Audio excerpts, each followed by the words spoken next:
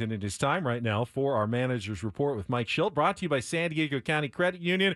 It's not big bank banking, it is better. Good morning, Mike. How are you? I'm doing well. Yourself? I'm good. I'm good. Now I know you're busy. Obviously, you got things to worry about, but there's been some off days and you got some travel. Have you watched any of the Olympics yet? And if so, do you have a favorite event? Wow, you kind of caught me on that one. Yeah. Watched a very little of the Olympics last night.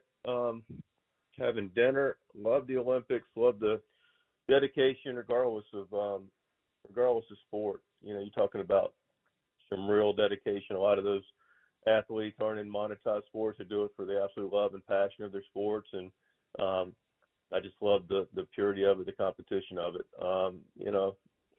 Enjoyed watching the gymnastics last night.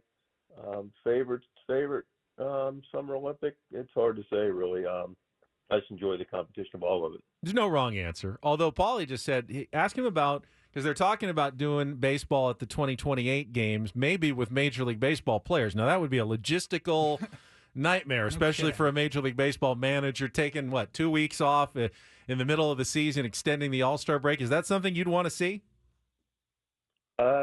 Two things. Want to see it, yes. I love the game being represented internationally and the best players competing internationally. I love the WBC. I think it's a fantastic venue. The timing just doesn't make sense for it in our sport. So I don't see logistically how it works out from a competitive standpoint and a health standpoint. All right, so the trade deadline, and AJ's always been very active and, of course, made some big deals, really bolstered the bullpen.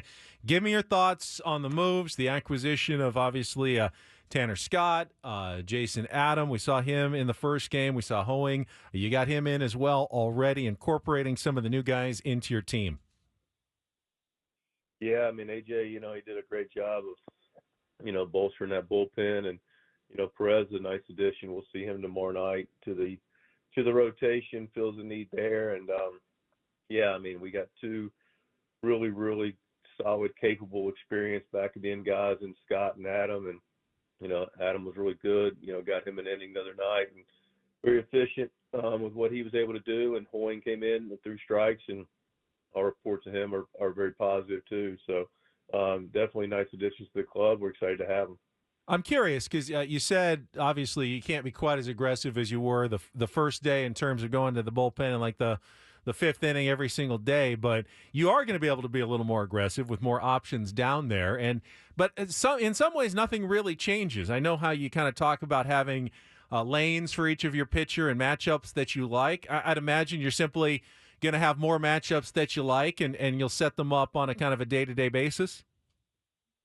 Yeah, I mean, that's how bullpens work. As far as your aggressive comment, I mean, yeah, appropriately, there's still 8 guys down there who need to be taken care of and pitch and be rested and, create opportunities for them in the right spots. But again, it can't be just aggression for the sake of aggression, because it doesn't work for those guys to pitch every day. Did work out really well, though, on Tuesday. What a fun game that was. And you've talked about all year the lack of quit. And I don't see baseball players quitting that often. I can't imagine you've seen it much in your career. But there's a difference between not quitting and actually, fighting all the way to the end and coming back and pulling out some of the games like you did. Where do you kind of see that line between guys who are clearly giving their all and then that extra that it takes to actually pull off a comeback like you guys did against the Dodgers? I think it's just really about guys. It's a longer conversation than this. It's a tough question. You're bringing it today, my man. I asked the tough ones. You know me. But wait until the ones I still have in store for you. I can't wait, man. I don't. It's a deeper answer to the question. I mean, no player's going to really quit. So that part is fair. It's a degree of tenacity consistently in a almost daily, highly competitive environment, and that's the real challenge, and that becomes the subhuman part of really big league players. Being able to bring that mentally and physically every day over the course of in some cases 162 games, and we got a lot of guys that love to play, that are regulars, that love that competition, that bring it. That it really does get to be a little bit more about the dedication, the heart, and the ability to mentally bring it every day as much as the physical ability. That's really, quite honestly, a big separator for players and teams at this level. Talking to Padres manager Mike Shildt this morning, the manager's report. Mike, we have heard here in San Diego in particular over the years, all the time, we just haven't played our best baseball yet. We have heard it from manager after manager after manager, season after season after season. You guys have played extremely well since the All-Star break. That road trip was just really, really impressive. Is this team right now playing its best baseball, or is there possibly more in store? It's playing its most consistent baseball in all variables. It's really, I've said this all year. The game can be hard. You try to make it as simple as possible. Tony always said that, and it's true. It's just about the consistency of all the different parts of the team working together, and that's what we have. We've been able to get really, really good starting pitching. It starts there. You mentioned about the aggression of the bullpen. That aggression is allowed through, days off or starters being able to go deep. That's a recipe that always exists over the course of a longer season. But the starting pitch has been really good. Bullpen, as you mentioned, been bolstered and been very effective. The offense been able to execute. We've really had relentless at bats and been able to score runs and run the bases well. And our defense has been clean. So when that happens together, you're going to get your best opportunity to shake hands, which is what we expect to do and have done. All right, I know you're going to downplay this because it's all about your players, and you're going to give them the credit, and they absolutely deserve the credit. But I thought the 10th inning on Tuesday was maybe like your finest moment of the season of managing, and how you pulled the strings in that inning, leading to the eventual pinch hitting of Jake Cronenworth. You don't see a pinch hitter come in for a number 3 guy that often, but it worked out perfectly with Donovan Solano. The bunt from Arise to set it all up. Can you just kind of take me through, like, your thinking as you're going into an inning like that and how it may unfold? Yeah, the players execute, man. You just do Sure. the best you can to put them in those spots. First of all, Suarez did a great job in the top of the 10th. 1, 2, 3, leave the guy stranded at second base to put us in a really good spot. Not sure what they're going to do. They got a lot. It's a tough situation. Once you're starting the bottom half of the inning, and you got the guy on second base. They got Vesey, the lefty, and on the mound, and they pitched around Higgy. I give Higgy a lot of credit. He recognized what they were doing and wasn't going to chase to try to be the hero. Was just going to take what the game gave him, and the game was telling him that they weren't going to pitch to him. And so he took his walk, and then Louis got the bunt down, which puts them putting Paulfor on because they're not going to pitch to Pro. And you knew that. You knew they would do that. Yeah, that's the double-edged sword of the decision. And they're probably not going to really pitch to him anyway, quite frankly. Even if the base is open, if something doesn't happen with the Rise. But Vesey is a ground ball guy against lefties, and so you move him over.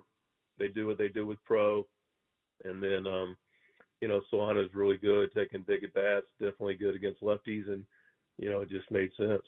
Yeah, dodge the double play possibility with the lefty ground ball matchup with the Rise. Get the right-hander up, and maybe even catch the Dodgers a little off guard as they didn't have their righty ready. Well, great job there. Now the Rockies are coming to town. Obviously a team that you've had some trouble with earlier this season. Is that at all part of the equation as you get ready for this series? I know it's not about revenge or anything. You're just trying to win every game. But is there anything you can learn from those games earlier this season against Colorado? It gets back to how we execute earlier. It's the same answer. I don't want to be a broken record, but our starting pitchers need to go deeper in games, and we need to be able to take advantage of our opportunities offensively and play clean, and our bullpen needs to be able to bring it home. So we do those things. You can insert the opponent. it's going to be the same basic how it works. That's fair. That's absolutely fair. Talking to Mike Shildt, and this is one I have to ask just to do my job.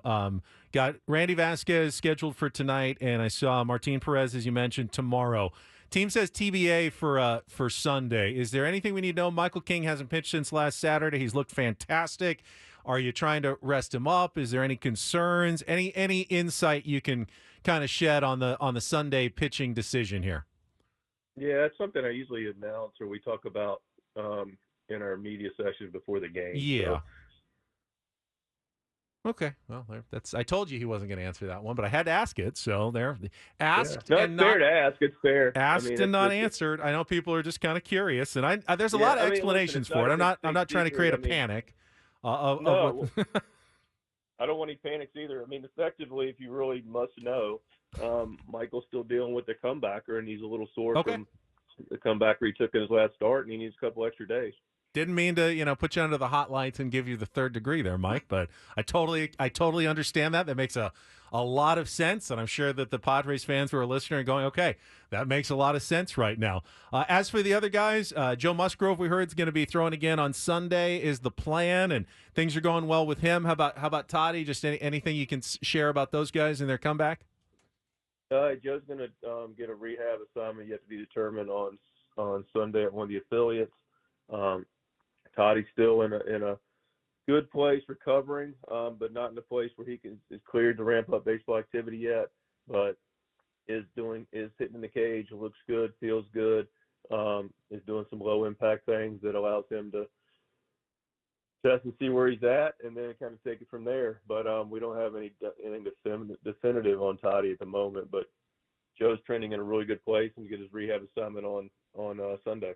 And before you go, I want to bring it up because it's so important. I don't want to downplay getting a guy like Xander back and what he's been doing lately. Just the impact that he's had, not just on the field. Obviously, he's hitting like crazy right now, but just getting his experience and leadership back on a day-to-day basis. What's that meant for your team lately? It's huge. I mean, this guy was signed for a multitude of reasons. One of the primary ones, obviously, he's a really good player. So having him back in there in the middle of the lineup and being impactful, which he's been a real big part of our lineup over the last little bit before the All-Star break when he came back, but definitely since the post, break. And, so that part's been great. But just the fact that this is a guy that, has an understanding of what it takes to win. He's won 2 world championships with his prior club and, just a really good influence of what that looks like and, models it very well and just a real pro. So, it's an asset to have him back on the club for sure. Well, I just want to thank you. I know you were going to save that for, like Dennis Lynn and AJ Cassavell later today in your scrum, but shared it with our listeners. They do really appreciate it. I see that in our chat right now. They're going, thanks for the info. Makes perfect sense. And we do appreciate you, Skip. And we're in your corner and we're cheering for you this weekend against the Colorado Rockies. Keep up the good work, man. And we'll talk to you next Friday. All right, guys. Y'all have a great day. There he is, Mike Shildt.